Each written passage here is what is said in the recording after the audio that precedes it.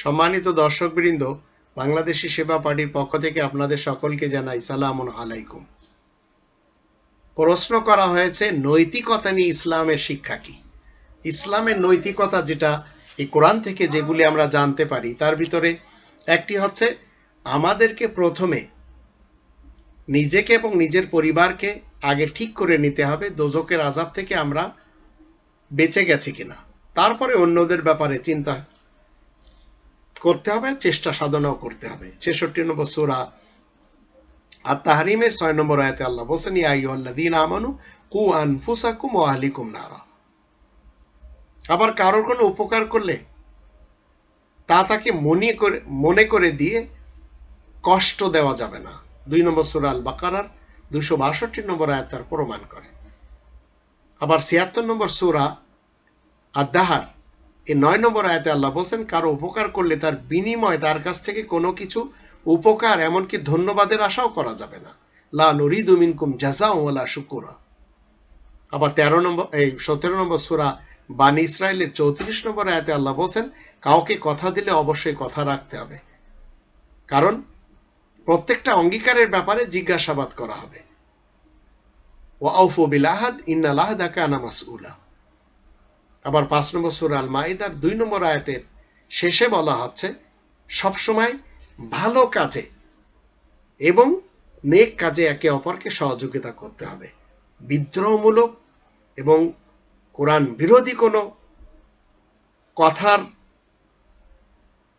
এবং কাজের সাথে যারা জড়িত তাদের সহযোগিতা করা যাবে না। ওয়া তাআওয়ানু আলাল বিররি ওয়াত তাকওয়া ওয়া লা তাআওয়ানু আলাল ইসমি ওয়াল উদওয়ান। তাকওয়ার যত কাজ আছে সেই কাজের ব্যাপারে আপনি আমি সহযোগিতা করতে পারবো। তাকওয়ার কাজগুলি আবার কোরআনের ২ নম্বর সূরা আল বাকারার ১৭৭ নম্বর আয়াতে ডিটেলস বলা হয়েছে। এখন যারা ফাজলামি করে বা স্যাবলামি করে তাদের কাছ থেকে নিজের সম্মান বজায় সবসময় রেখে সরে যেতে হবে। ২৫ নম্বর সূরা আল ফুরকানের বা ৭২ নম্বর আয়াত তার প্রমাণ করে। এবং যারা নোংরামি করে যাচ্ছে, অশ্লীলতা প্রকাশ এবং গোপনীয় যা কিছু রয়েছে এসবের ধারে কাছে যারা রয়েছে এবং যারা এগুলি প্রচার প্রসার করে এদের থেকে দূরে থাকতে হবে।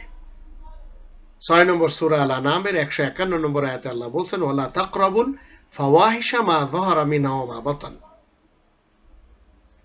তারপরে আল্লাহ তাআলা বলেন যে প্রত্যেকটি মানুষ সে তার বিপরীত লিঙ্গের প্রতি সবসময় দৃষ্টি নত রাখবে, সে পুরুষ হোক অথবা নারী, নারী হলে পুরুষদের থেকে, পুরুষ হলে নারীদের থেকে। কাম দৃষ্টি নিয়ে তাকানো যাবে না, এক পলকের জন্য না। মনে রাখবেন, সেক্সের দৃষ্টি শক্তিকে কন্ট্রোলে রাখতে হবে, গোপন অঙ্গকে হেফাজত করতে হবে, পুরুষ এবং নারী উভয়জনকে।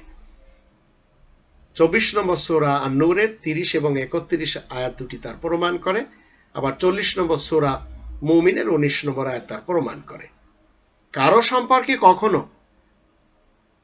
খারাপ কিছু ধারণা করা যাবে না, গীবত করা যাবে না, দোষী সাব্যস্ত করা যাবে না এবং কল্পনার অনুসরণ করা যাবে না এবং কাউকে খারাপ নামে ডাকা যাবে না। এটি যদি আমরা ২৪ নম্বর সূরা নূরের ১২ নম্বর আয়াত এবং ৪৯ নম্বর সূরা আল হুজুরাতের ১১ এবং ১২ দুটি আয়াত, এই আয়াতগুলি দেখে নিই, তাহলে এখানে আল্লাহ তাআলা নিষেধ করেছেন। দুষ্টু খারাপ কেউ যদি কোনো খবর আনে তাহলে সেটি যাচাই করতে হবে। এর জন্য আল্লাহ বলছেন যে এই যাচাই যদি না করা হয় তাহলে কোনো না কোনো বিপদ আসতে পারে। ৪৯ নম্বর সূরা আল হুজুরাতের ৬ নম্বর আয়াতে আল্লাহ বলছেন, ইন জাআকুম ফাসিকুম বিনাবাইন ফাতাবায়ানু। আবার ১৭ নম্বর সূরা বানী ইসরাইলের ৩৬ নম্বর আয়াতে আল্লাহ বলছেন, তোমার যা সম্পর্কে সঠিক জ্ঞান নেই তা অন্ধ অনুসরণ করবে না। কারণ আল্লাহ বলছেন যে তোমার দৃষ্টি শক্তি, শ্রবণ শক্তি এবং হৃদয় সম্পর্কে বিচার করা হবে, জিজ্ঞাসাবাদ করা হবে। ইন্নাস সামআ ওয়াল বাসারা ওয়াল ফুআদা কুল্লু উলাইকা কানা আনহু মাসউলা। 17 নম্বর সূরা বানী ইসরাইলের 36 নম্বর আয়াতে আল্লাহ বলে দিয়েছেন। এরপরে 6 নম্বর সূরা আল আনআমের 70 নম্বর আয়াতে আল্লাহ বলেন, আল্লাহ তাআলার কালামকে যারা গুরুত্ব দেয় না, তা নিয়ে যারা অবহেলা করে, হাসি ঠাট্টা করে, তাদের কাছ থেকে সরে যেতে হবে। আবার আল্লাহ বলছেন যে যতক্ষণ পর্যন্ত আল্লাহ তাআলার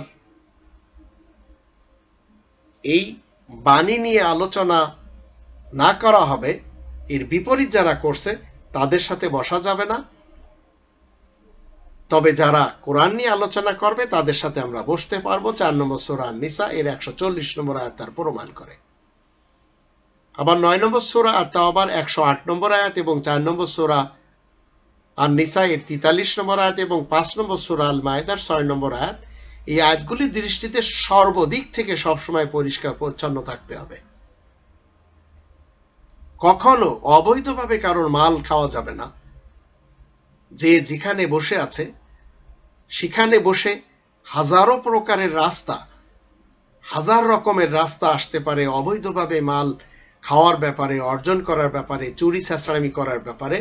2 নম্বর সূরা আল বাকারার 188 নম্বর আয়াতে আল্লাহ নিষেধ করেছেন, ওয়ালা তাকুলু আমওয়ালাকুম বাইনাকুম বিল বাতিল।